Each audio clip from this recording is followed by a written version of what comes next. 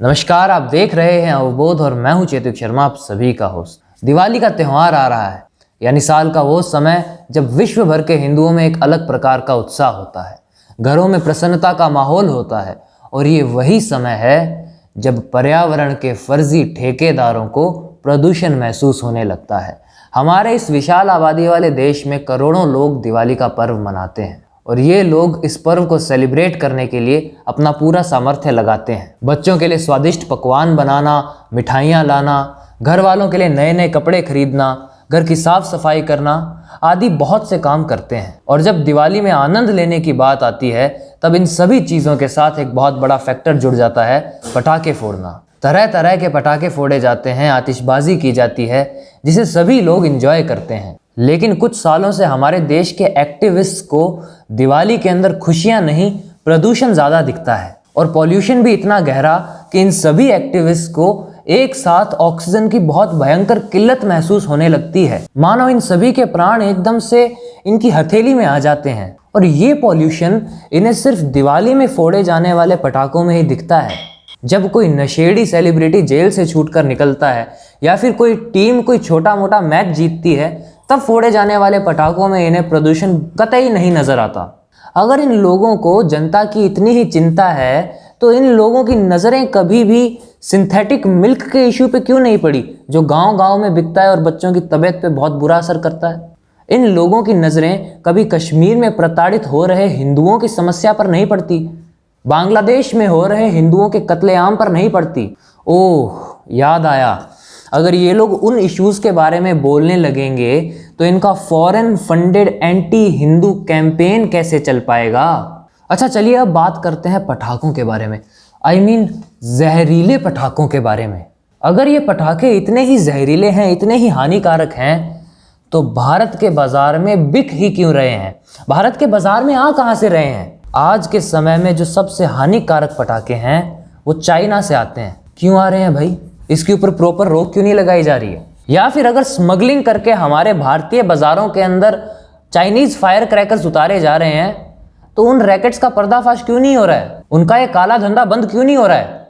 और वैसे ये कोई एलियन साइंस नहीं है कि इन फायर क्रैकर्स का रिप्लेसमेंट तैयार ना हो सके, इनकी जगह इको फ्रेंडली फायर क्रैकर्स तैयार ना हो सके। लेकिन ये जो एक्टिविस्ट हैं इनके दिमाग में तो ये बात आई नहीं, आएगी भी कैसे? इनका मूल विचार ये थोड़ी है कि भाई पटाखे फूट रहे हैं इससे हवा खराब हो रही है। इनका मूल विचार ये है कि सनातन धर्म में मानने वाले लोगों के उत्सव की पराकाष्ठा से हवा खराब हो रही है। जनाब, हिंदू अपना त्यौहार आराम से मना पा रहे हैं, इस बात से तो भाई हमारे भारत का सेकुलर फॉर्मूला हर्ट हो रहा है। हाँ, लेकिन कोई दूसरे धर्म के लोग भरी दोपहर सड़क जाम करके कोई धार्मिक क्रिया करते हैं तब तो भाई सेकुलरिज्म को बहुत ज़्यादा बढ़ावा मिलता है, चाहे उस जाम के कारण एम्बुलेंस में फंसा आदमी तड़प तड़प कर मर ही क्यों ना रहा हो। शायद इन लोगों के हिसाब से वो तड़पता इंसान भारतीय नहीं है। खैर, सोच अपनी अपनी, विचार अपने अपने, लेकिन पटाखे तो बजेंगे, हर बार बजेंगे। विज्ञान का भी ये नियम है, हर क्रिया की प्रतिक्रिया जरूर होती है। अगर आप हिंदुओं की भावनाओं को दबाने का प्रयास करेंगे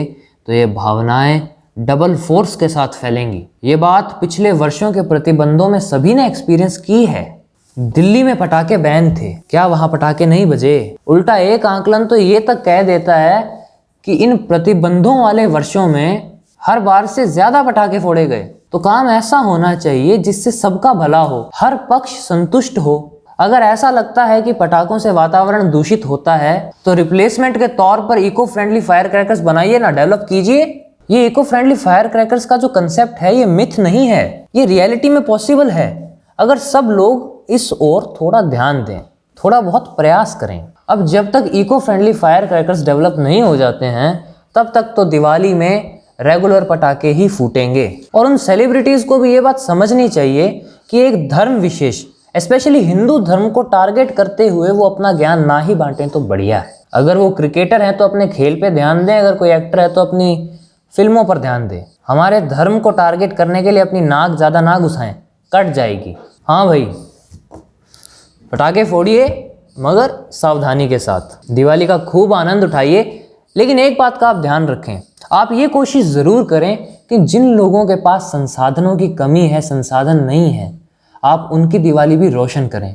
हर घर दिए जलने चाहिए। आपसे फिर मिलेंगे एक और वीडियो के साथ। हैप्पी दिवाली, जय श्री राम।